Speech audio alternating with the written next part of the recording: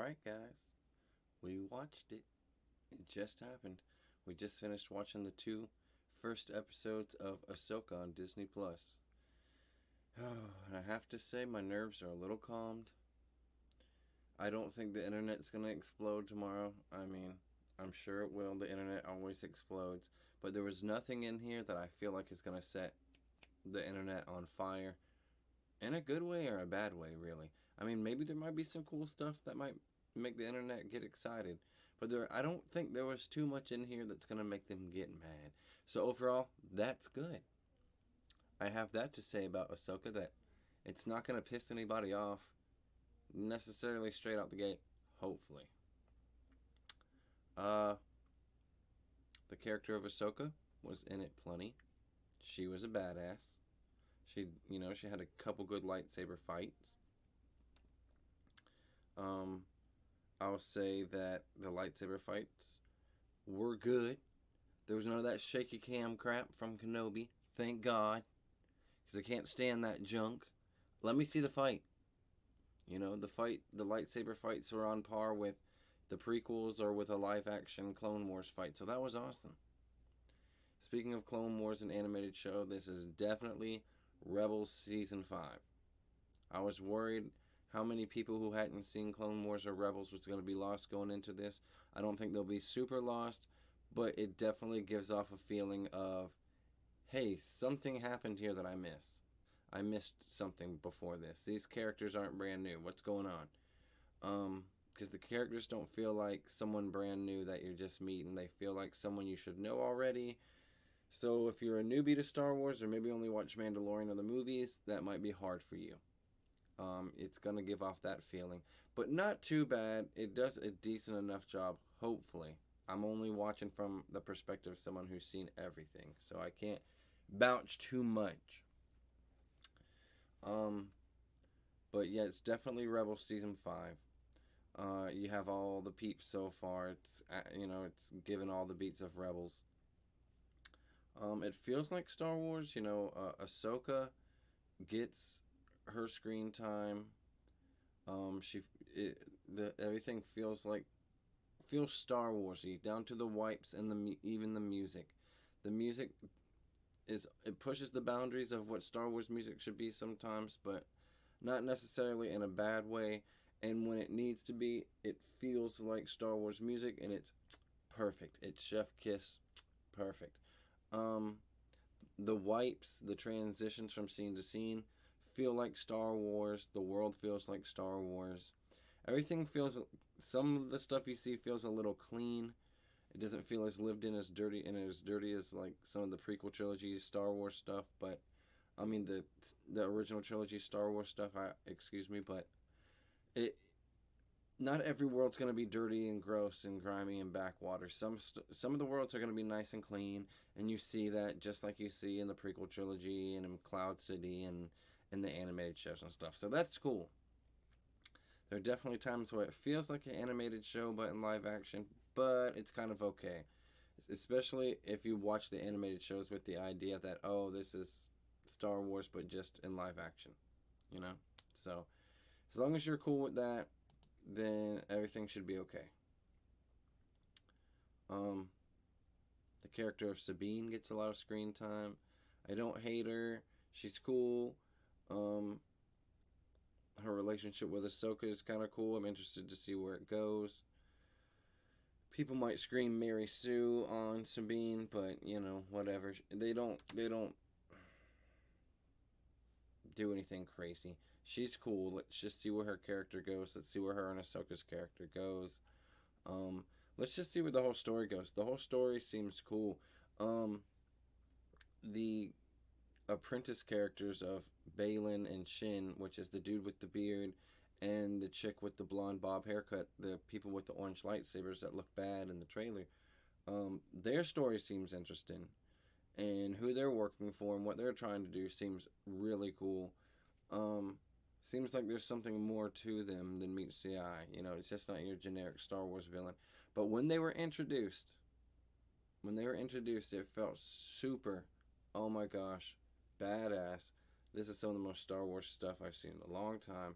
When they just introduced them, and said, "Here's your bad guy," and we were like, "Okay." Mm. Again, chef's kiss. It really set the tone for what the bad guys were gonna be, what their threat level was gonna be. Um, no spoilers, but there's some witchcraft in here. And you might think, "Ooh, that's weird for Star Wars," but not really. Not really. Um, it kind of fits. It feels very, very Game of Thrones in Star Wars, which I don't think is a bad thing. It sounds weird, but trust me, it doesn't. With all the other crazy stuff we've seen in Star Wars, in the animated shows and in the movies, it fits right in. So just, I'm excited, to just go along for the ride. Sabine's character again. We find her in like a kind of a loner spot. I'm curious to see how that all works out.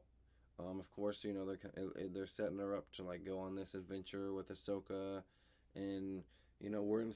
I'm gonna go ahead and start talking spoilers. So if you don't want spoilers, hop out. But it seems like she has this past relationship where Ahsoka tried to train her, and it didn't work out, and they got some damage they gotta fucking reconcile, and it seems like Ahsoka might train her again as they go on this adventure, and the whole first couple episodes is trying to get a Sabine on board and trying to get them back together.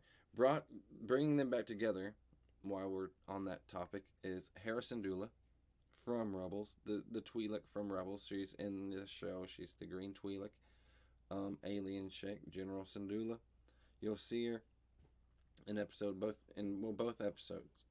She's from Rebels. She's familiar with both Ahsoka and Sabine.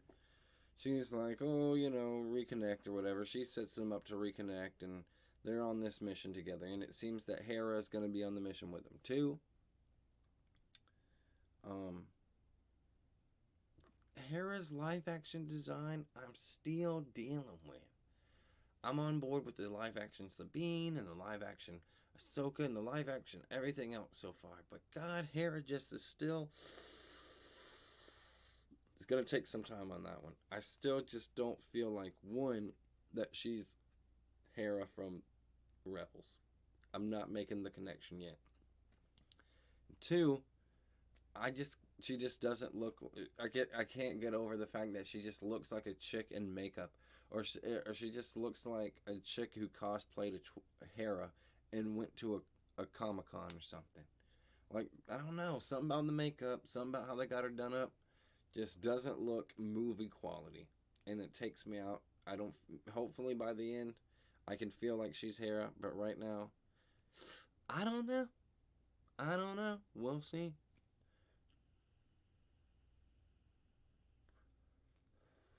They had Chopper in there, the droid from Rebels, Hera's trusty droid, and he looks okay.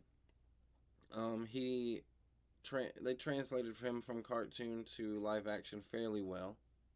That being said, I always felt like he was a cartoony design of an actual like R4 unit, and to see him not translated exactly into an R4 unit and looks more like his cartoony design, but just with a better render over it, kind of.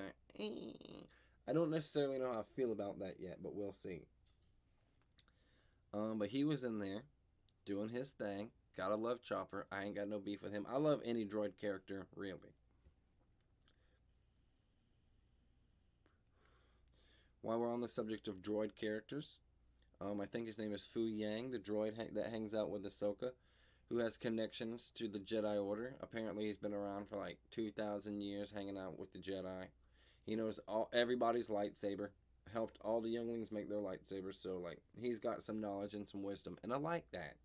As far as the droid character goes, I like the design and I like his personality. So having him there as the droid companion, I love. What is a Star Wars show or movie without a droid companion, really? And Fu Yang, I'm down with him. I'm pretty sure his name is Fu Yang, but I'm calling him Fu Yang right now. If it's not that, correct me in the comments, please. But Fu Yang, I'm vibing on him. I'm vibing with how he helped out Sabine and Ahsoka and how they have his character mesh into the story. I'm about it. I'm about it.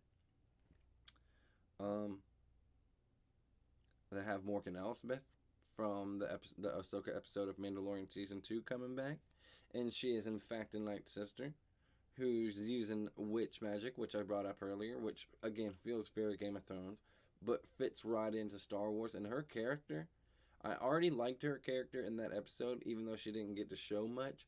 Oh, but she gets to show, even though it's not much, she gets to show a little bit more of her character in these first two episodes, and it is so exciting. It gives off fucking, oh, what's her face from Game of Thrones, the red woman vibe from Game of Thrones, and I am vibing, bro. I'm vibing on her weird force magic. Let's go. I want to see more of that. I want to see where that goes. I want to see more where her alliance with the Bail and Shin, the two Jedi with the orange lightsaber, go. I want to see all that. I'm excited. Overall, the show's got me excited. I'll give it that. Was it amazing? I'm not gonna say that. Am I excited for next week? Yes. And after Kenobi and Andor, it's good to be excited. Not that I didn't like Andor, but it didn't get me excited for the next week, and we all know what Kenobi was. So it was kind of just hoping every week that it wasn't gonna be shitty. After two episodes of Kenobi, there was really no fixing it, so you're just kind of hoping it wasn't gonna fuck it up even more. But anyway, back to Ahsoka, which is what we're talking about. What worlds did we see? Well, we got to see Lothal again. We got to see it in live action, which looked good. Again, nice and clean, felt very prequely. But again, a lot of it, the CGI felt like they put a live action skin over the Rebels Lothal, but still good. Got to see the white bearded guy. He has the white beard from Rebels. You got to see that dude in live action, and he's actually played by the same actors, which was really cool because he actually looks like his character. So I'm pretty sure that was his Rebels character. So to see him, that was cool. Little nod to Rebels. Again, if you haven't seen Rebels, this show is just gonna not be as fun as it could be. Still gonna be fun, but I'm not gonna lie and say it's not gonna be as fun as it could be. What else? Got to see a Loth cat, which are cute. Live action Loth cat, love that. Sabine has a live action Loth cat, which is like, if you don't know, they're little cats, alien cats that live on Lothal, and they're cute. And to see one in live action, the animatronic and the CGI on it was really good. Of course, we'll talk about this. Again, we're in spoiler territory, so if you just tuned in and you don't want any spoilers, I'm going to let you head out in 3, 2, 1. So, of course, Sabine gets in a lightsaber fight. Because, like I said, it's been alluded to that she's been training with Ahsoka and they have a history. I think Ahsoka stopped training with her or something. There's a whole thing there. But Sabine gets in a lightsaber fight with Shin, who is the Padawan, the bad Padawan, who has the little short blonde bob haircut. They get into a fight, and Sabine gets stabbed through the side with a lightsaber. Right here. Not nothing crazy. I mean, mind you, a hole all the way through, but right there. In a pretty bad spot. Continuing the recent Disney Star Wars trope of, I guess it doesn't matter if lightsabers stab you, you're not gonna die, because she doesn't die. Spoilers. If you just tuned in, spoilers. She doesn't die. But I'm okay with it because they get her. She gets saved right away, gets her medical attention right away. Okay, I can believe in the Star Wars universe that she would make it. She'd have to heal up for a few days, which she does.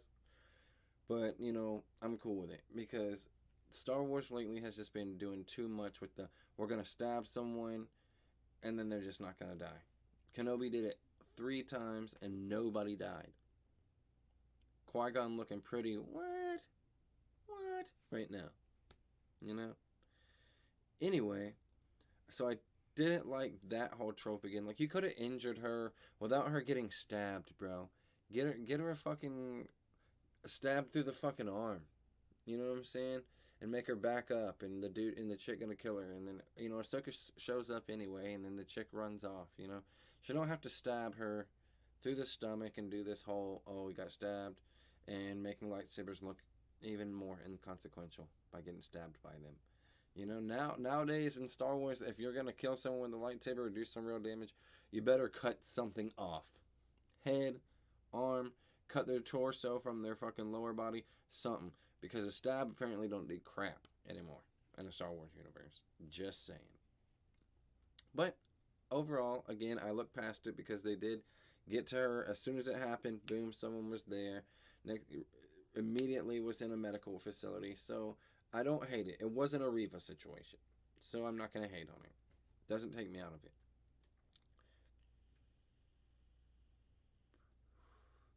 They're definitely setting up to go find Ezra because they're, again, spoiler alert, they're going to find Thrawn, aka going to find Ezra. Bad people want to find Thrawn. Good people want to find Thrawn and Ezra. So they're essentially getting the gang back together. Ahsoka went and got Sabine, and in between that, it was instigated by Hera. So that's three members of the Rebels crew right there from Star Wars Rebels. Chopper comes right along with it. The droid. That's four members of the crew. All I gotta do is get Zeb and Rex, who we saw Zeb in the last season of Mandalorian. There's already fucking hints of Rex gonna be in this, who's gonna be played by Tamara Morrison, who plays Boba Fett, who plays all the clones. So, the odds of him coming back are pretty high. They're gonna get the gang back together. It's gonna be Rebels Season 5. Sorry if you didn't watch Rebels, because that's essentially what it looks like we're gonna do. I'm excited for the story they're setting up. It looks like they're setting up for a journey. Again, spoilers. If you don't want them, get out of here. 3, 2, 1. It looks like they're setting up a journey to another galaxy where Thrawn is, so they can bring him back to lead the remnants of the Empire. Apparently, Ezra's there. They got a fucking map.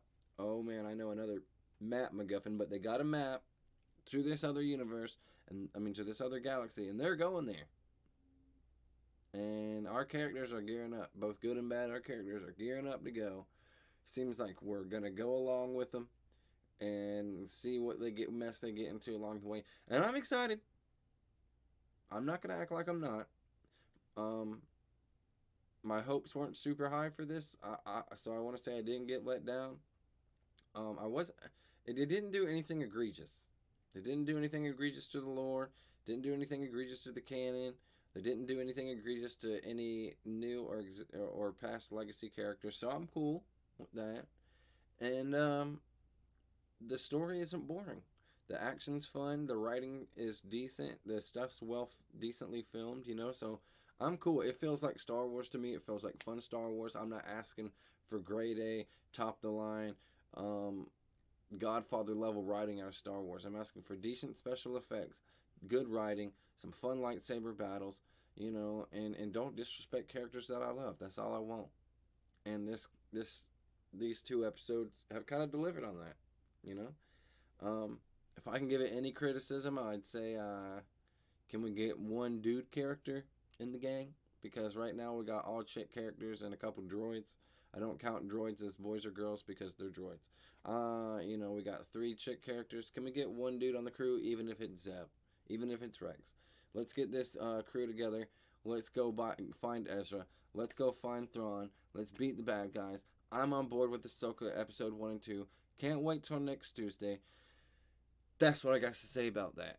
Now it's your turn, guys. Let me know what you think about Ahsoka episode 1 and 2 down there in the comments. Don't forget to like and subscribe to this YouTube channel. And I'll talk to y'all next time. Peace.